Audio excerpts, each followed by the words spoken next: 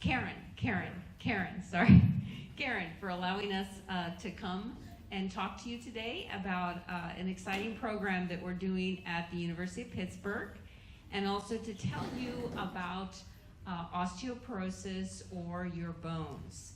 And this is a great crowd, so I'm hoping that you have a lot of good questions as we go along the way, or at the end, I'm happy to answer any of your questions. So I'm an endocrinologist. People know what that means. So I do like thyroid, diabetes, but my focus is on osteoporosis or bones. And I'm also a geriatrician. So I look after older adults and problems that happen as we get older. So I have a question for you, and that is, what is more common than heart attacks, strokes, or diabetes? Falls. You're absolutely right. Falls and broken bones. Exactly right. So it's a really important problem, and we need to think about ways that we can prevent not only the fall, but also the fracture that can occur. And I also, I want to introduce, if you don't already haven't met Smitty, who's our research coordinator over there, who brought all these wonderful handouts, and also Barbie, who's one of our nurse coordinators, and you'll get to see her at the end too. So the problem is that half of the women in this room, at least half of the women, and half of the women after the age of 50 will have an osteoporotic fracture. So very, very common. About 20% of men. So men aren't out of the woods. We'll talk a little bit about why they're protected a little bit in a minute. There are a lot of fractures, 2 million fractures in the United States every year. In fact, there's a fracture every 15 seconds in this country. There are 350,000 hip fractures. And the reason we worry about hip fractures is because unlike a broken arm, a hip fracture comes with it a significant increase in mortality. So about 20% of people will die after hip fracture. So it's a big deal, a big fracture that occurs at a time of life when we're a little bit more frail, we may have more medical problems, and we're not able to get back and enjoy the activities of daily living that we were doing before. And the cost just continues to go up. It's probably over $50 billion each year. So people often ask, what is osteoporosis? So on the left-hand side, you can see a piece of normal bone. This is the kind of bone that you would see in your backbone, your spine. It looks kind of like Swiss cheese. It's all nicely connected to each other. You can see there's some holes in between.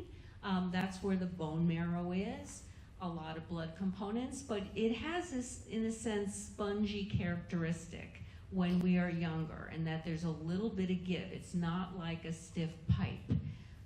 We're able to sort of walk around and bend and nothing will break. But as we get older, we lose that ability to be all connected like a piece of Swiss cheese. On the right-hand side, you can see that it's gotten a lot thinner. There's areas that are no longer connected. The arrow is pointing to one of these broken spicules. So if you think of it as sort of a chair that normally would have 4 legs, but as we get older, maybe instead of 4 legs holding that chair up, we only have 2. So it's going to be a little wobbly and a lot more of a problem if we were to fall. Then it's much easier to break those 2 spicules than if we had 4 holding that piece of bone together. So there's actually nothing wrong with the bone. The only problem is there is too little of it. So as we get older, we are not continuing to make enough of the normal bone. So there are differences, many differences between men and women, but this is just to show you that men are a little bit protected. This is the most complicated picture I'll show you, but on that red line at the top, it's just showing you that men reach their peak bone mass around the age of 25 or 30. they hold on to it for a while, and then they start to slowly lose it. So they are going downhill too, as they're not able to continue to make as much bone as they lose. But shown in the yellow is what happens to women. And if you look, you can see there's a kind of a turquoise blue area, and that's menopause. So when women lose estrogen or go through menopause, they had a nice steady time until then, but when they lose that estrogen, the bone density goes down significantly over the next 2 to 5 to 7 years. And then it slows down, it gets back to the same rate as with men. So there's a continued loss, but it has slowed a little bit. But overall, if you compare a 65-year-old woman to a 65-year-old man, on average, her bone density or mass or connectedness will be a lot lower or worse than the 65-year-old male counterpart.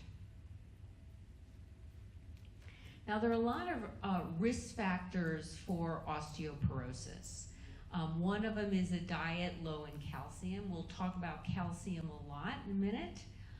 If you have a family history of osteoporosis, so if your mother had a fracture or your sister had a fracture, if you've already had a fracture, if you are thin or Caucasian.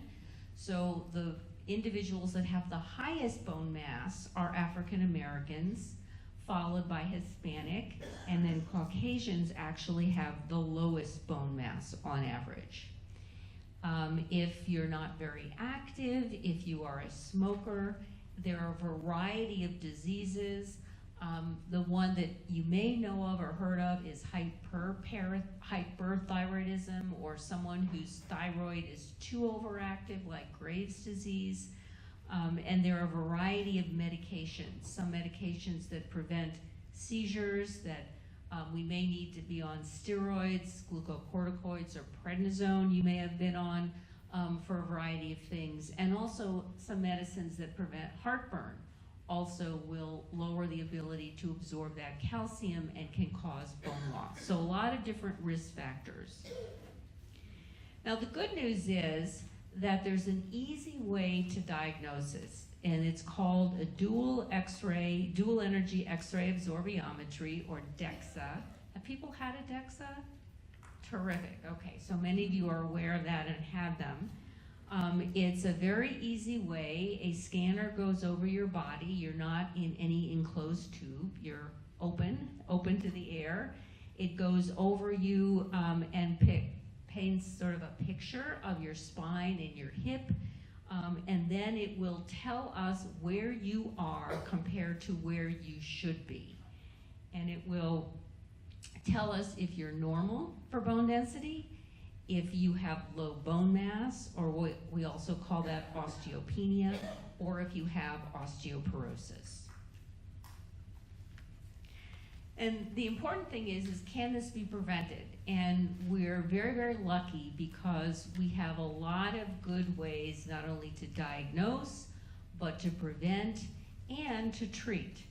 And the treatment has been going on for probably the past 20 to 30 years. So we're fortunate with this particular problem that we do have good treatments. So we're going to talk about some general preventive measures. We're going to talk about calcium, vitamin D, exercise, and fall reduction. So first we're going to talk about calcium. Any ideas why calcium is so important?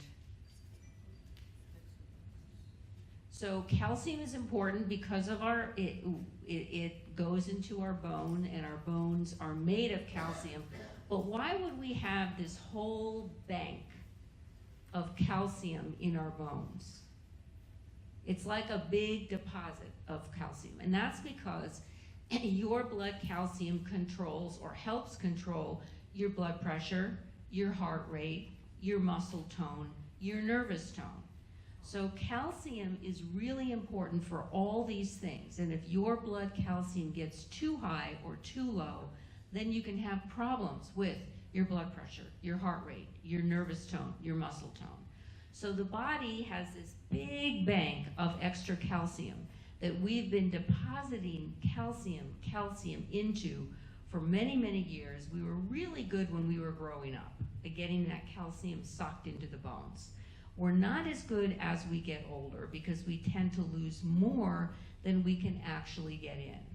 But we do have this safeguard in that our entire skeleton has calcium in it. But if we don't take enough calcium by mouth, then what happens is the calcium gets pulled out of the bones because we need to control our blood pressure, our heart rate, our muscle tone, our nervous tone. So we have this big protective bank, but if we don't take in enough, we will continue to lose it. So that's why calcium is so important. So we need about 1,200 milligrams of calcium a day. We can't take it all at once because we won't absorb it, so we have to take about half at one time or half in the other, and you can sprinkle it around during the day. You can either get it in your diet, which we strongly encourage, or you can take it as a supplement. And although there are many, many supplements out there, generally there are two main types. There's calcium carbonate that you can take with food, things like Oscal or even the generic calciums you can take. There's some chocolate types of calciums, gummy calciums, they're all fine. Or there's calcium citrate, and you can take that with or without food. And then just to be aware that there are many medicines out there which also will decrease our ability to absorb the calcium. One of them are some of the medicines that we need to take for heartburn or indigestion. And if we do have to take some of those, then sometimes we encourage people to take a little bit more calcium because it will decrease their absorption. Now, the nice thing about foods, there are a lot of calcium fortified foods today. And the package inserts, if you look at the back of a milk carton or yogurt container or cheese, it will tell you now how much calcium is in that particular item. If it doesn't, and some products don't, you can get it by just adding a 0 to, you'll see a column on the back of a package which says percent daily value. And if it doesn't tell you the actual milligrams, if you look at the percent daily value, like 20%, you add a 0, and it means there's roughly 200 milligrams. So on average, a cup of milk is about 300 milligrams, string cheese is about 150 milligrams, a cup of almond milk is more fortified with calcium, so that has about 450 milligrams.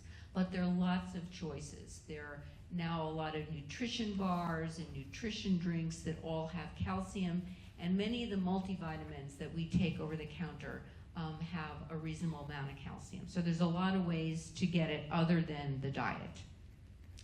Now, this is just to make the point that not all calcium tablets are created equal. And can you see up on the, right in the middle, there are two little dark circles that are together.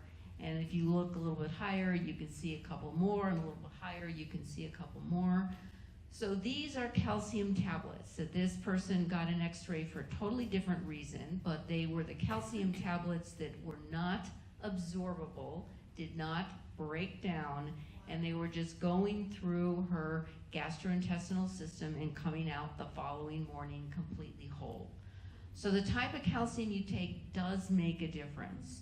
You don't need a really fancy calcium. Some of the fanciest calciums are the ones that don't break down. So a generic or store-bought or standard one that just has calcium carbonate or calcium citrate along with vitamin D is generally a very safe bet that those will break down. And there are also chewable calciums. Calciums come in gummies. There's some candies that have calcium in it. So there's a lot of ways to get it. And if you chew it, then it will break down and get absorbed. Now, what about vitamin D? Vitamin D, why do we need vitamin D? Any ideas? Or how do we get vitamin D? Sunshine. And you've got plenty of sunshine out here, which is wonderful. But we don't want you to get skin cancer or wrinkles. So what do we tell you to do? cover up and put on SPF 50, right?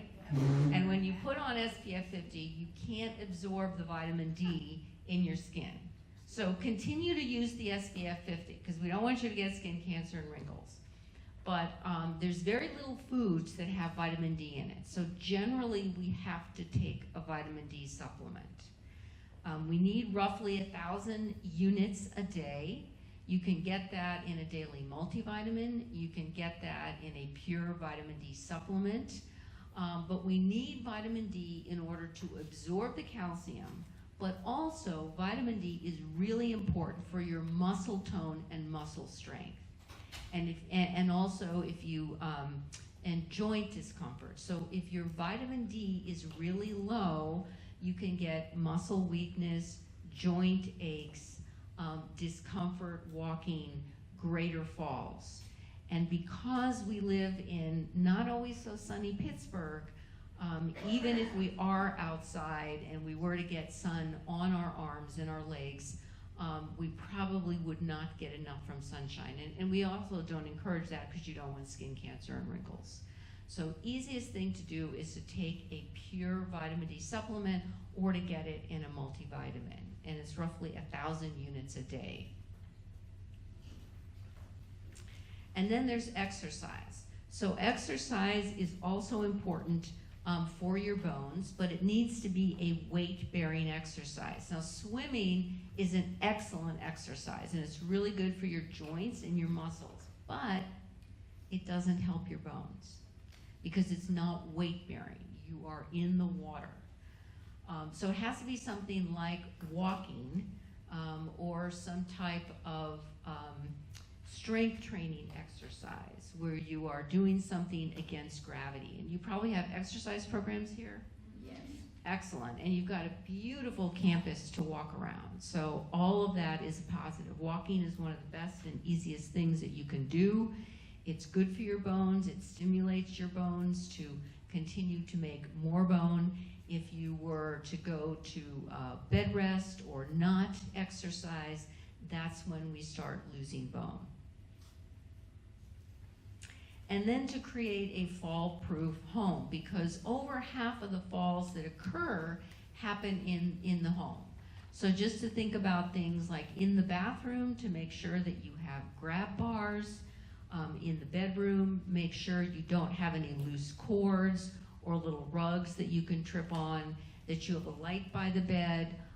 When you get up out of a warm bed in the middle of the night to go to the bathroom, good thing to do is sit on the side of the bed and count to 10 before you get up. Now, why is that? Because you've been in this nice toasty bed for hours, and all of a sudden you jump up, and what happens? Your blood all rushes down to your feet. So it takes just a few seconds, but if you just sit on your bed and count to maybe 5 or 10, at that point your blood vessels get the message that you're about to get up, and they will constrict so your blood pressure does not fall down. Important that, again, if you're going down a stairway, that you have a grab bar or handrail to hold on to. And if you have a kitchen, that you have appliances and things that are at your level, that you don't have to stand on something to get something up high, or you don't have to bend over and pick up something heavy from a cabinet below, because we don't want you to bend. If you have to bend, you need to bend as if you're at an angle, so very straight. You don't want to curve your back when you bend. Best if you have to pick up something heavy to call someone else to do it. Okay, so as I mentioned, there are many, many good medications out there for osteoporosis. So I'm going to tell you about a new program that we're doing at the University of Pittsburgh, where we are looking at 2 medicines which are out there and approved that you could get from your doctor. We're looking at them to see if they also prevent muscle loss. Now, people also ask the question, why would we do a study in or try and look at medicines that are already out there? Because I said your doctor said that you could go to your doctor and say, I want this medicine or I want that medicine. And the reason is the government are now having us do programs in studies in older adults because these medicines, these osteoporosis medicines, were approved and studied in 50-year-old women. And they work great. They work terrific. And we've looked at side effects and they work well in men, but we don't know if they actually work that well in older women. And we've learned from a couple of things that what works in the 50-year-old may not work as we get older. One of them is the flu shot. We used to give everybody the same dose of the flu shot, and now we know that we need a double dose or higher dose as we get older. The other thing that we look at is blood pressure. We used to think that everyone needed a blood pressure of 120/80, regardless. And now we know that if we push blood pressure down that low as we get older, we're going to have more people passing out, falls, and fractures. So studies were done by the government to say, well, wait a minute, maybe it's actually dangerous to push blood pressure down that low. Maybe we need to keep it a little bit higher as we get older. And so the government has asked us to do many of our programs that were approved in 50-year-old women to look at it in older men and women to make sure it is safe, convenient, and it works as well as we get older. Because maybe we would need double the dose, or maybe we would need half the dose, or maybe it has some other benefits to older adults that we haven't even looked at. And that's why we are doing the current program called Promise. So this is a 2-year program. It is funded by the National Institute of Health, the National Institute on Aging. It includes both men and women because osteoporosis occurs in older men and women. And the goal is to see if approved medication for bone mass, so we know it works for bone mass, but we think it may also have help or value for your muscle strength, to maintain your muscle strength. So everyone gets medication, so there's no one that gets nothing. You won't know which osteoporosis medication you're getting, but you are going to get one or of the other of both medications that are really good, at least have been really good in younger and adults, and you will be treated for 2 years. So in year 1, you would get either a medication called Prolia or Reclass. Have you heard of those medicines? Prolia or Reclass. So both of those are approved by the FDA. They have been out and around for a long time. They're excellent medicines. We know they work particularly well in 50 and 60-year-old women, and they're also approved in men. And the Prolia is something that you get every 6 months, so you would get 2 injections in your arm. And the Reclass is something you get by an infusion, and you would get that once a year. Now, you don't have to go anywhere to be in the program. Our nurses come to you, will tell you about the study, will give you everything that you need in your own house or your apartment. Say again? Oh, I said that's nice. It is nice. As well as we will also ask you some questions. We'll get some bone density data on you. We will look at your function. We will look at your strength, because that's one of the things that we're measuring to see if your muscle strength is preserved in one of these medicines. And everyone gets Reclass in the 2nd year. And that lasts for a year, and that's an infusion, and that happens again here. You don't have to go anywhere. So this is funded by the National Institute of Health. There's no cost to you, your insurance, or the facility. Everyone gets bone mass measurements by DEXA, by that method that I showed you in the beginning. You also get the osteoporosis medication, you get calcium and vitamin D, and you get good cheer by our nurses, including Barbie, who will tell you a little bit about the study in a minute. So, question is, how do these medicines work? Well, they improve the actions of cells that cause bone loss.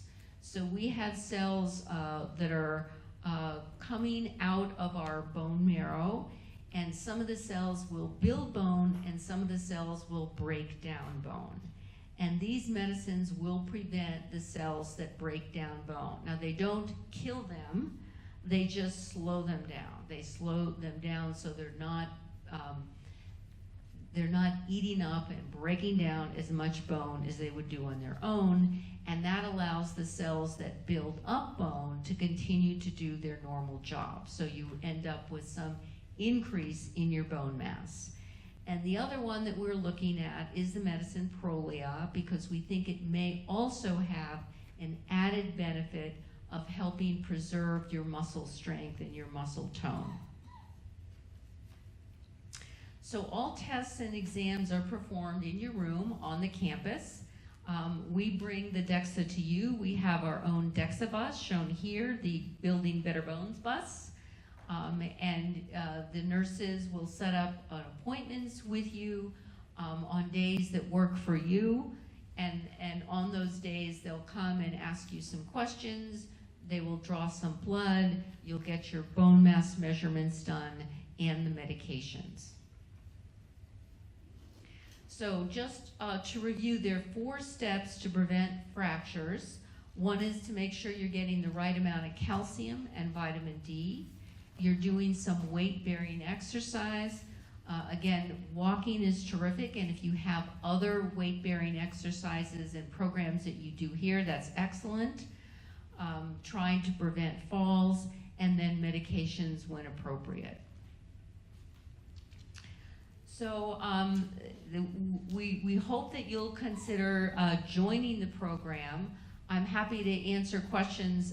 Before I do, I'm just going to ask Barbie if you want to say anything about the program. Barbie is great. She's one of our nurses. She has these great relationships, and the participants often don't want to let her go when she's done. Hi, I'm Barbie. I've been doing this with Susan for 8+ years. We really like our study. Can you hear me? Oh, okay. So basically what we're going to do today, hopefully you'll think about wanting to come and sign up. We do 2 different things. We screen you first. We find out how you are. Do you have osteoporosis? How much do you have? And we find that out with your blood work. We come to visit you, Yvonne and Smitty will be there as well, and also Kelly, and we can all help to meet with you, and we would get some of your history. We'd be in your apartment. We would definitely enjoy the conversation with you, because that's what we do.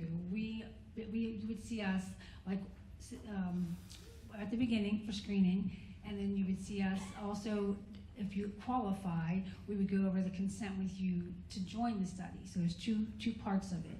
So the first part is finding out what do you have, how much do you have. Dr. Greenspan will go over all that, and she'll let us know, hey, yes, Betty does qualify, and then we'll come back to you and explain it all to you how it works. We talk to your doctor if you want us to, let them know that you want to be in our study, because doctors all like the fact that we are looking at your bones and taking care of you as well as your regular PCP. And everyone pretty much in Pittsburgh knows who Dr. Greenspan is, because she's been the one that's brought this to our city for the most part, and all over the United States and even in other countries. So her research is very, very good. And I think the most important thing is that it's a form of nursing that we can care for you, and not, we establish relationships with you. You can feel comfortable to talk to us about just about anything, because we're there at your convenience, and you don't have to go anywhere. And I often say this, why would someone want to do this when they're a little older? Well, my mother, who just passed away though last fall, but I had her join in the very beginning, about 6 or 7 years ago. And so she was in my study because it was a safe study. It's a nice study. I wanted her to have interaction with some of the people, because some people don't have as much interaction with others if they're, they don't have family maybe. They come from a different part of the country because their family wanted them to be here. So I think it's just nice to have that type of constant visiting with somebody. And so Mom was in it. Mom did well. She fell a couple times and did not break bones. We were happy about that. So I often say, I think it's important for you to know that this is a type of study that's very safe. And it's just, I can't really think much more to say, except for it's just a very fulfilling study. So I hope to have some people sign up, and then we can go from there. Thank you, Barbie. Do you have any questions about osteoporosis in general? Sure. My mother had osteoporosis, and I was fortunate when I worked for UPMC Health Plan. In my early 60s, I had osteoporosis, and I went to the Frick Clinic, an endocrinologist, and I had reclaps, and I had that done, and it really works. I went from osteoporosis -3 to osteopenia, and every 2 years I get the DEXA scan. And I just had one this morning, so I'll be glad to. But if I can sign up, I think it'd be interesting to have someone like me who had it at your facility in the early 60s, and I'm now 81. I don't know if I'd be a good candidate or not for your program, but I would love to help in any way I can. Absolutely, and the only people that really can't be in it are people that are currently on a medicine that their doctors have them on, and that's great. If your doctor already has you on a medicine and you have a plan and have a schedule, that is wonderful. That is the best. You're getting covered, followed regularly. So we're looking for people that are not on the medication currently, that are not on any medication, like they're not on Fosamax, they're not on Prolia, they're not on Reclass. You can be on, if you're on something called Vista or Raloxifene, you can be on that. You can be on estrogen and be in this study. Not too many people are on estrogen these days. But if you are on a specific medicine for your bones, that's terrific, that's good. We don't want to take you off of it. Stay on it under the care of your doctor, but we're looking for people that aren't on any medicine currently. And if you've been on it in the past, that's okay too, because we're looking at it now. Please. I'm not on anything. Hey, wait for the mic, okay?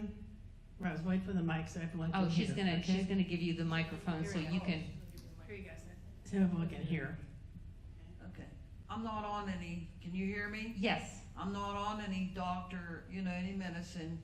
I have osteopenia when I get my, DEXA. tests and everything. And I have, for the last 15 years, I have degenerative spine, degenerative disc disease, and osteoporosis a little bit, and spine, what do you call that? I don't know what. Osteoarthritis? No, yeah, arthritis in the In the spine. in everything in the spine. And they say there's something on TV lately, a spine clinic that, you don't have to get an operation, and I'm like ready to call them. I'm 86 and I would be interested in trying it. Yeah, so this is not for osteoarthritis. So arthritis happens in your joints. So for example, in your wrist. I don't have it there. In your knee, in your hip, or your back. And they said arthritis in my back. Right, so this medicine will not have any impact on that. It won't have any impact on osteoarthritis. But would help the other things, spinal stenosis. It won't help spinal stenosis. No. So all it'll do is it'll make the bone that you have stronger, so it's less likely to break. So if you were to fall, you're less likely to fracture. And if you fall, you could fracture your hip, you could fracture your arm, you could fracture your pelvis, or you could fracture your back. But it won't help arthritis. It won't hurt arthritis. I mean, should I take that? Sure. I mean, we're more than happy to have you. As Barbie said, what we do is we get the DEXA. Even if you've had one by, at the outside, sometimes we can use that, but if you've had it a while ago, we will redo it. We do a lot of different ones. We look for fractures in the back, in addition to just your bone density, let's say in your hip or your spine. And then we would love to have you if you qualify and you're interested. That's terrific. Okay, and then there's another problem. I take, for GERD, Right. acid reflux. Yep. I take a metrazole every day, and you say that counteracts. Well, you don't stop taking the omeprazole. Don't stop taking any medicines that you're taking. We don't want you to do that. What we will do is we will look at your total calcium intake with your diet, and if you're on any supplement, or maybe you get it in a multivitamin, and we'll calculate how much calcium you need, specifically with the medicines that you're on. So you're getting the right amount every day. Okay. Okay? Yeah. Other questions? I think there's one over here. Oh, two questions. Wait, hold on. Wait, Beth, she's coming. Several years ago, the chief of neurosurgery at AGH was pushing for bone fish oil. Why would he have been put? I was not on it, but I knew that was his program. Why would he have been pushing fish oil for spinal problems?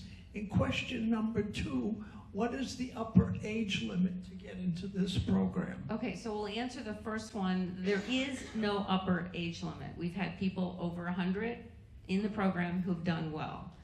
Why was that doctor pushing fish oil?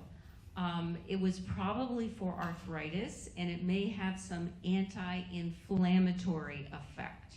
So perhaps he was looking at the anti-inflammatory effect of fish oil for arthritis. I don't know that. I mean, I don't know specifically what study, but there are some claims that fish oils will have some anti-inflammatory impact. Thank you. You're welcome. Other questions? Hold on. You're getting your exercise today there. It's a big assembly room. You can join our line.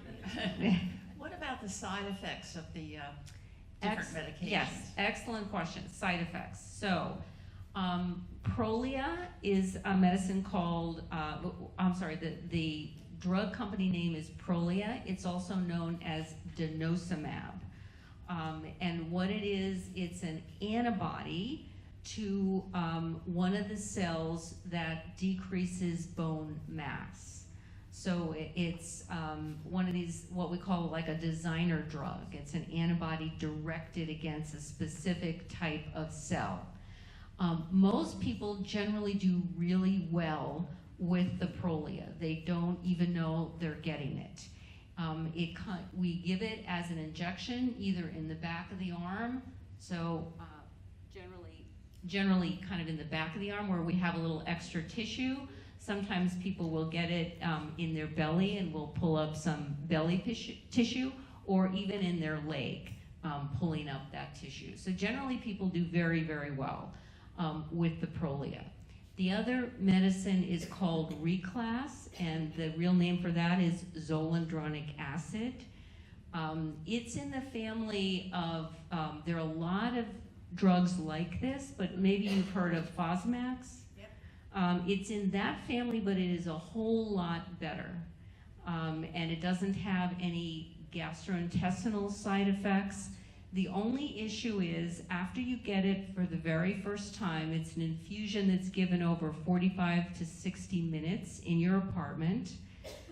Since you've never seen it before, or some people have maybe in the past, but not recently, some people will have what we call an acute phase reaction. Like, do some people get kind of feel a little tired, a little fatigued, sometimes a low-grade fever after a flu shot or after a COVID shot? Did anyone feel kind of crummy after a COVID shot? If you didn't, you're great. I mean, you're looking good. But some people will feel not so great after they get these kinds of shots. And with the Reclass, you may feel crummy for 24 hours. So what we do is we give it very slowly, so you're less likely to feel bad, and we give it with extra fluid, and we give you Tylenol to take for the first 24 hours. So you'll take it 3 times a day for the first 24 hours after you get it.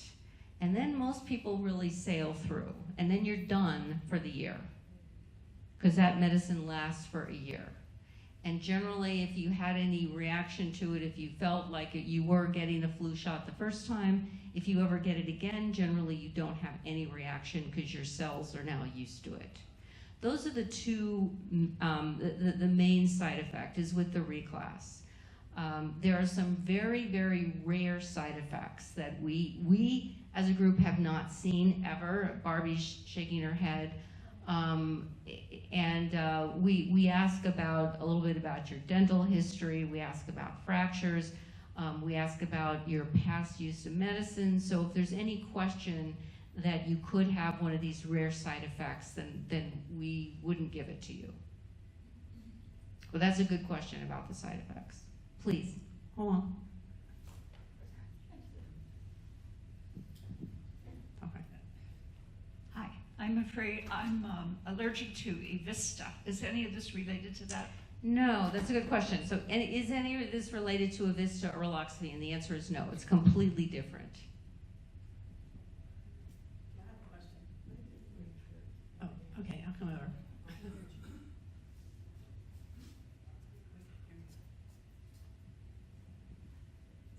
The study is for 2 years.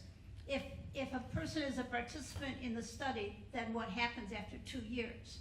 So after 2 years, most of you will have had a boost in your bone density. We will give you your last set of blood work if you want it, or if your doctor wants it, and your last bone density we hand you.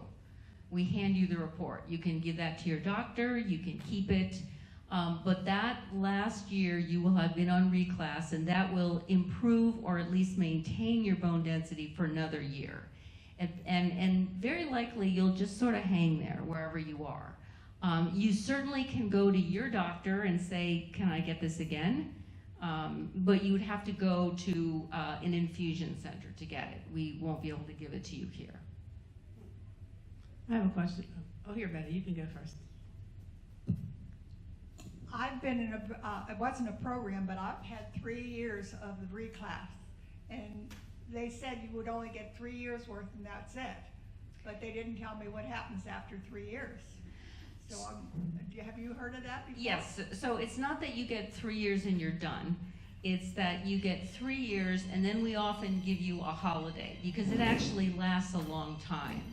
So we would give it to you for 3 years and kind of follow you for the next several years. And then if you drifted down again, we could give you reclass again or something else. But it does last a long time. So if you've had it 3 times in a row over 3 years, you're probably in a really good spot. But it doesn't mean you're necessarily done forever. You may be, but it would be reasonable to just recheck things to make sure you're not, going down again. And I had no side effects. I had no nausea, and I just went about my daily business. See, most people don't. Most people generally do very, very well. I have a question about being qualified for this test. Now, if you have a normal DEXA scan, I get confused whether they're +2s, +1s, and all that. So if you have a +1, would you qualify for the DEXA for this So, very good program? question. So we will look at we will look at your bone density of your spine and your hip and your forearm, Right. and we also look to see if you have fractures, because 2/3 of older adults have silent fractures, meaning they're not aware. Maybe you did something a while ago, you picked up a box, you picked up a grandchild, you leaned over, and you went, ah, and it hurt for a couple days, and then it got better, and you were done. And you didn't go to the doctor, you didn't get an x-ray, you have no idea. So we call these silent vertebral fractures. So we will also see if you have any of those. And if you have those, you also qualify. Because if you already have one, you're very likely to have a second or third, and that will lead to loss of height, and it also means that your bone is brittle enough that you could fracture somewhere else. So we will check a variety of sites, but we have had people that are normal, no vertebral fractures, normal bone density, and that's great, that's great. So we tell you, whatever you're doing, keep it up. Okay.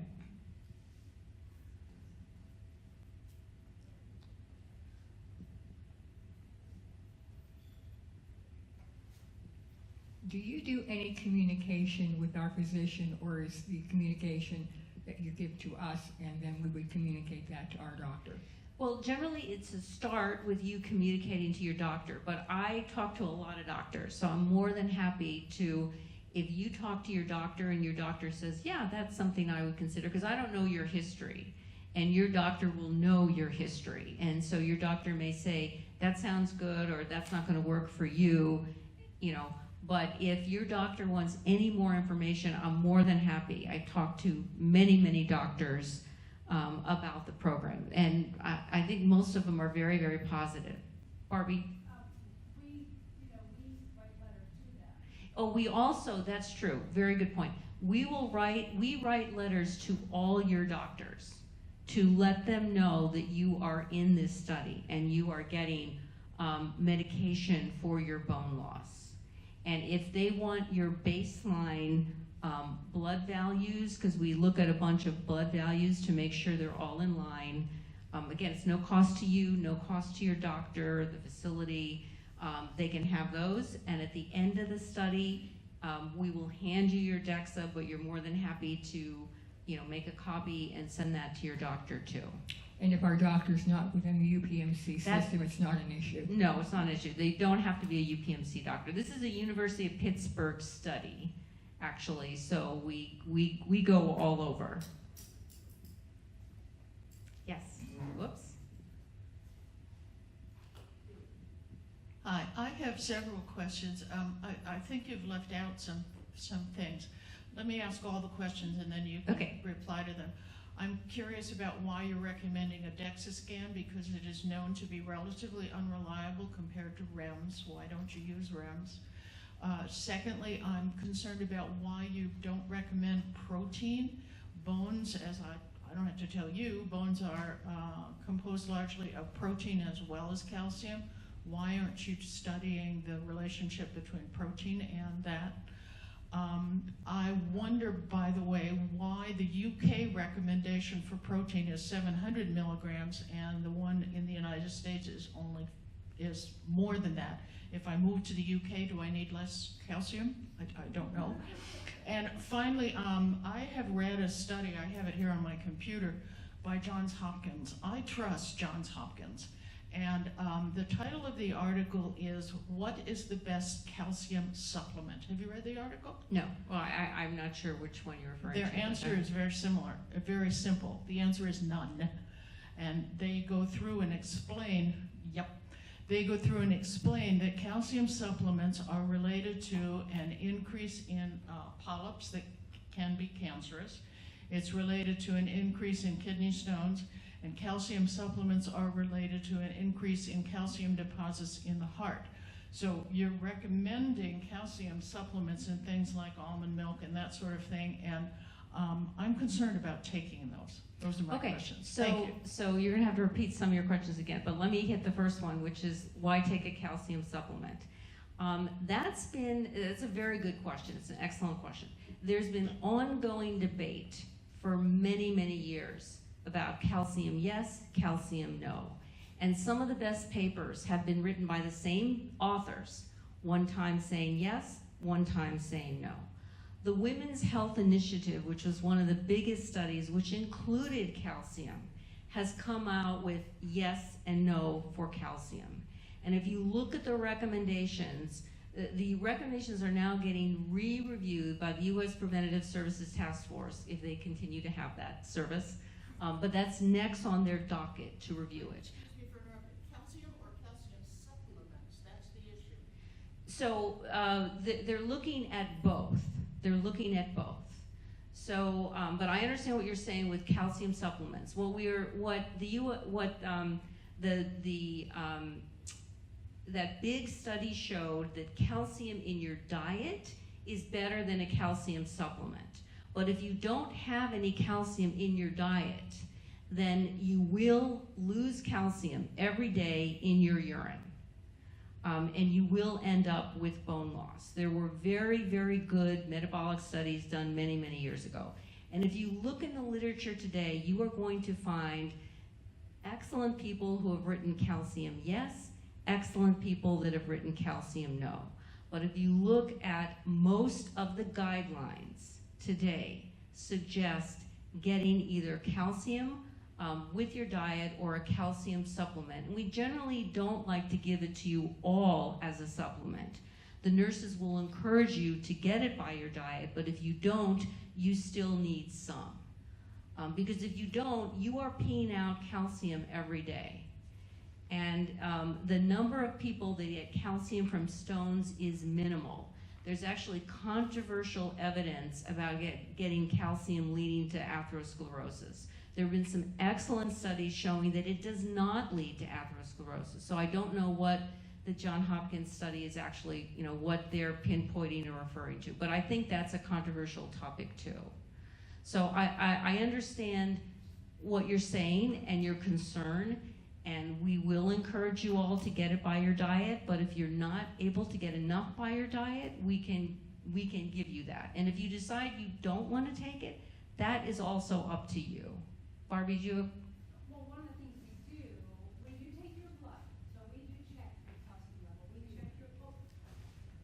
The one thing we do is at the screening, we do take your blood work. And so we check everything. We check your kidney value, we check your liver, your calcium level, your vitamin D, your albumin, everything that is in your cells at that level, so that your blood. So obviously, too, one of the things we find, and I brought it to Susan, Dr. Greenspan's attention, here, this is what her calcium level is. It's high, for instance. So then you would take that, talk to the doctor, and we don't give that person the calcium. They don't need it. Matter of fact, they have too much, possibly. So then they may tend to not take as much as what they're naturally taking or change their diet. But that's what we're out there for. We're supposed to find this information for the Dr. Greenspan so that, we're not getting you involved in something that would harm you. So I don't know if that helps or not, but that should explain some of the work that we do out in the field. So your other question, I think, was about the DEXA exam. So the DEXA exam has some issues with it, but overall, it is the most reliable, low-cost exam that is out there and generally covered. There have been many, many osteoporosis studies that use this, that also look at fractures, that is available. So we continue to use that standard. There are other studies that, for example, there is, you could look at bone mass by CT scan. CT scan has very, very high radiation. It's costly, it's unavailable, it's not portable. So there are some better studies. You could get an MRI. MRI is no radiation, but it is costly. It's not routinely available, and there would be long lines waiting for an MRI to look at it. So again, we're looking at the low-cost alternative, which has been sort of the standard in the bone field for a long time. And I don't remember your other question. What you're leaving out is that if someone participates in this study at the end of 2 years, and then they go to another facility and have a DEXA scan, the results of that scan are not comparable to the results of the scan that you just... That is exactly true. And the same thing is true for an MRI, a CT scan, an EKG, all of those tests that you have. If you go to a different facility, you are not going to get the same results. Same with an ultrasound. So there's not a single study. Well, that is true, because they're all done a little bit differently by a little different technician and a little different equipment. So, I mean, you're asking really, really good questions, but again, we're still kind of going by the standard.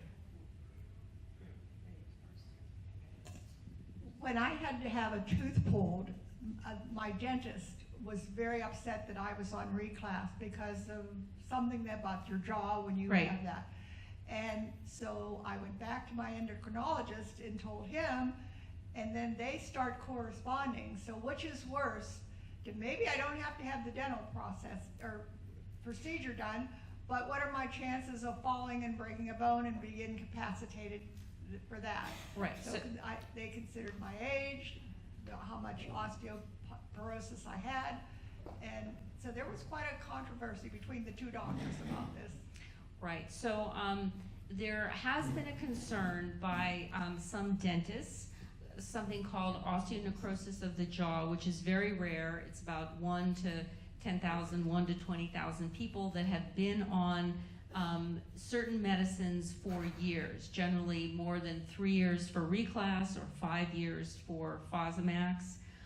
You're only going to be on this possibly 2 years. And furthermore, it's very, very rare. So it only happens if you have a tooth pulled or an implant put in.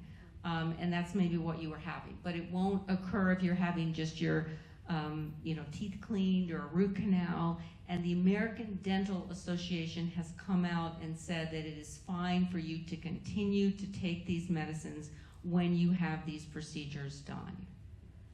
So it is a very, very rare outcome, but for people that have been taking it a long time, and this will just be 2 years.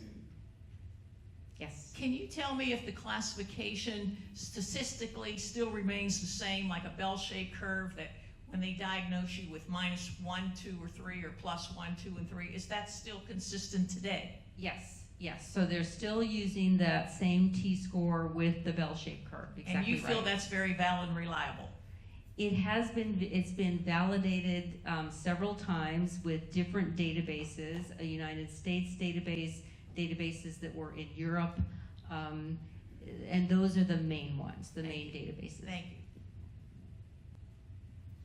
I'd like to know if so far that you've been doing this and that you either get a Prolia placebo and get reclassed, or you get a reclass placebo and you're getting Prolia. Have you come to any incidental differences to date? We are not allowed to look at the results until the study is finished. We have something called a Data Safety and Monitoring Board, which is a group of National Institute of Health experts who are designed to look at our data. We are blinded, so I don't know what you're on, you don't know what you're on, your doctor doesn't know what you're on, Barbie doesn't know what you're on. However, this board knows what you're on, and they will see if there are any bad outcomes that are going on. They meet every 6 months, they go over all of our data, and will tell us if something is looking bad or there are too many side effects in this group versus that group, and then the study would be stopped. And that has not happened. We've been doing studies for almost 25 years, and we've always had data safety monitoring boards from NIH, and they've not found any significant adverse events, so we've not been stopped. Sure, good question. I'll let her. I had my first reclass about a month ago, and I was osteopenia for years, and my last test I was osteoporosis. So my doctor decided to do the reclass. Reclass, good. So I'm not going to be able to be in your study. But the only side effect I've had is I've been really tired. I don't know. You had it a month ago? A month ago. Okay, so generally the fatigue lasts for several days and then goes away. But if you've been having it for longer, then you might ask if something else is going. You might go back and ask him if anything else is going on. Because generally the fatigue, if you're going to feel it, will last 2 to 3 days at the most. Okay. Did you have it done over, how long did they give you? At Heritage Valley. But how long did they give you how long were you in the chair getting the infusion? About 20 minutes. Okay, so we actually give it somewhere between 45 to 60 minutes. Yeah, I noticed that difference when you said that. Yeah, and the longer you give it, the slower you give it, the much less likely that you'll have any side effects like that. Okay. good question. There was something else I was going to tell you, and I can't remember what it was. Oh, I know what it was. My doctor did have me call my dentist before we did Yep. it to make sure that it was okay, with her. Hi, I'm sorry I came late, and so you may have answered this. And this is a very simple question, but I was thinking 500 milligrams in a medicine like Pepsid, how does that compare with the 500 milligrams in a glass and a half of milk? So Pepsid doesn't really have any calcium in it.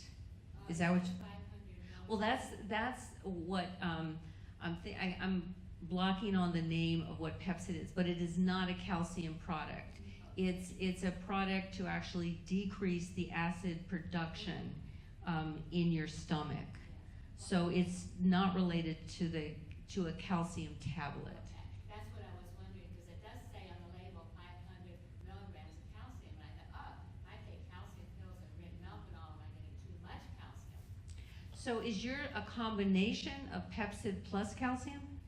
No, it just says Pepsid Plus, but then you look at the Oh, okay, ingredients. okay. So I take that back. Pepsid Plus, I believe, has calcium in it. Yes, Okay, okay. And the reason it's 500 milligrams of calcium extra is because it's going to decrease that. You're not going to really absorb all the 500 milligrams. You're going to absorb a lot less. I don't know how much less, but that's why it's given in that combination, because the Pepsid will decrease it. So I will not use that when I calculate how much calcium I'm getting a day. Right. Probably it would be better to take just pure Pepsid and then think about the calcium, particularly in your diet. Okay, thank you. Okay, you're welcome.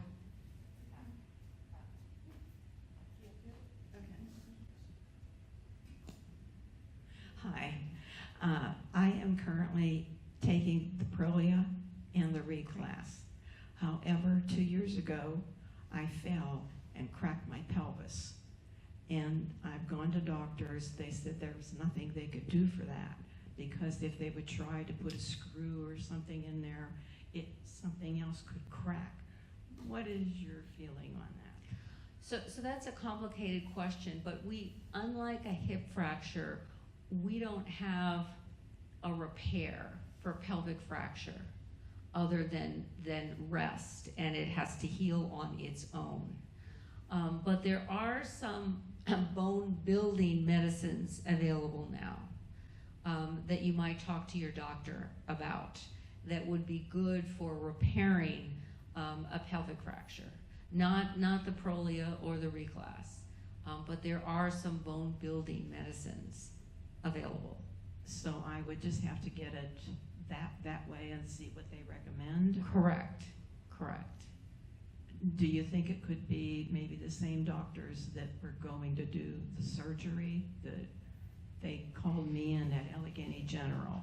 So the surgeons aren't generally the ones that would recommend the medications. What I would do is ask your doctor about it, or maybe get referred to an endocrinologist. Okay, thank you. Sure.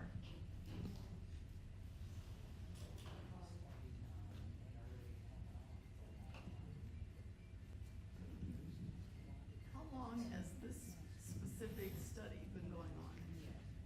How long has this specific study been going on? This one has been going on 2 years? Almost 2 years. Almost 2 years. Is there a time that we would know what medicine we receive in the first year? We can't tell you what medicine you're on until the very end of the study. So that would be... We will give you at the end of the study your bone density. So as I said, you can give that to your doctor and go from there. And you will know that you were on one or the other of these medicines. But we can't tell you till you're all done, until everyone's all done with the study, what you were actually on. And how long are you planning to do the study? So you're on a medicine for 2 years, and we will be recruiting for another year and a half, maybe? I think so, but they're really only 1 year that we see that, right? Right. Because we Yeah. see 1 year, but then after 12 months, we give you reclass, that gets you through another year. So I don't know, maybe in about a year and a Yeah, I think in a year and a half we would be done with recruiting. I just thought if it was another 25 years, we'll never know. No, it won't be another 25 years. That involves about 4 different studies. What happens to us when when we're in the program? What happens at the end of the 2 years? Do we have somebody that takes over and takes care of us? Well, that's, again, we are very happy to talk to your PCP. I mean, your PCP would know you're in the study and your PCP would take over the care. Okay. But if your PCP wants a suggestion, we can make suggestions for physicians that do this kind of stuff. But your PCP may have one in the area that they like to refer to. Hold on. I was going to say, Dr. Fleming, what that is basically, if you're doing the study, we do not take over for your primary care doctor. They're still your primary care. You're just part of our study. So when everybody in the study at month 12 gets the reclass, that gives your doctor and you a year to figure out, because that treatment plan is good for 1 year. So then they would be able to recommend if they feel you want to send you to an endocrinologist, or he would continue to treat you after he gets all the results. Because like Dr. Greenspan said, you get your last DEXA scan, your results, and they can see everything and where you're at. Hold on. Pat's getting her workout. Thanks, Pat. We were just talking here, so we'd like a clarification, please. In the early days, when we were 60, we had reclaps and we had that done, and it worked, and it was very successful. Now in our 80s, am I correct in assuming that you're doing, it worked in in those days? Am I correct in assuming that the hypothesis here is, what is the effect on older adults who are like hypothetically 80 and above or something like that? Is there a range you have, please? So it's 65 and older. There is no upper limit. But the reason we're doing this comparison between Prolia and reclass is to look at the impact of Prolia on your muscle. Okay. So we're going to be measuring your muscle. When we do something called a whole body DEXA, which looks at not only all of your bone, but all of your muscle. We do something called an ultrasound of your muscle in your hip, in your leg, sorry, and we look at sort of the thickness of that muscle. And we look at a lot of functional tests. So we're gonna ask you to do things like move your leg up and down, and we measure that strength. Generally, we all, unless we're doing regular exercise, will lose a little bit of that strength each year. We're trying to determine if the Prolia will help you keep the strength that you have so you won't lose it. Thank you for clarification. You're welcome.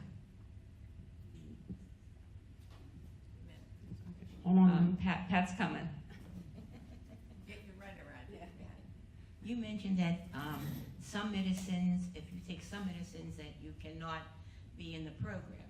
So let's say if you take a high blood pressure medicine. That's okay. So the question is, if you take a high blood pressure medicine, can you be in the program? Yes. So really, the medicines that you can't be on in the study are medicines that are specifically for the bones. So if you're on one of those medicines for your bones, that's great. Keep it up. Keep that relationship with your doctor, but you don't need to be in this study. Okay, thank you.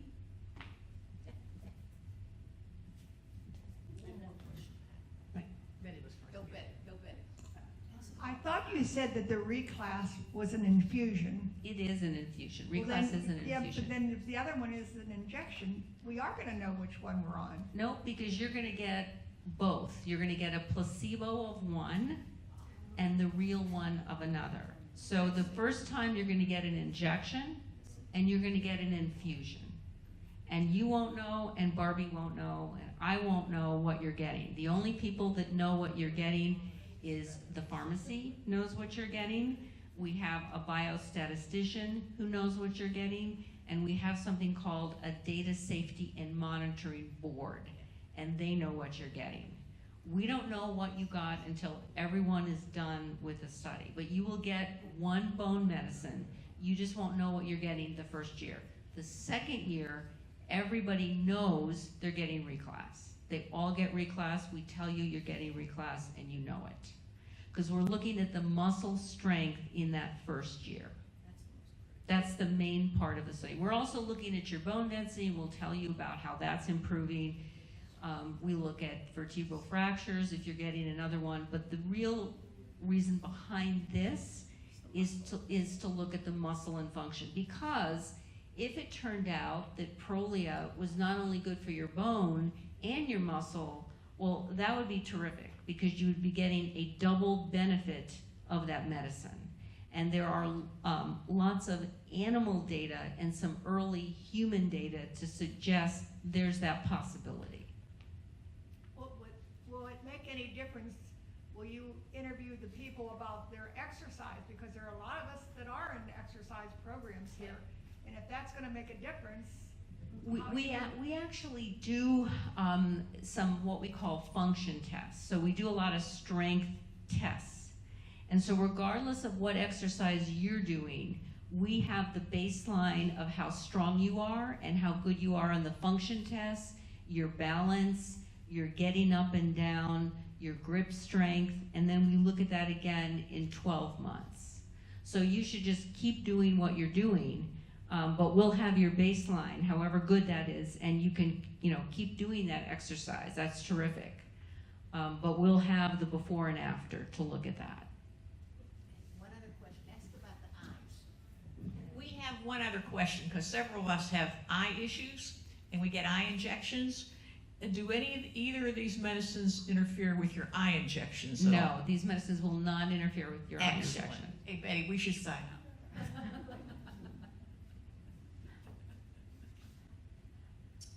Ron?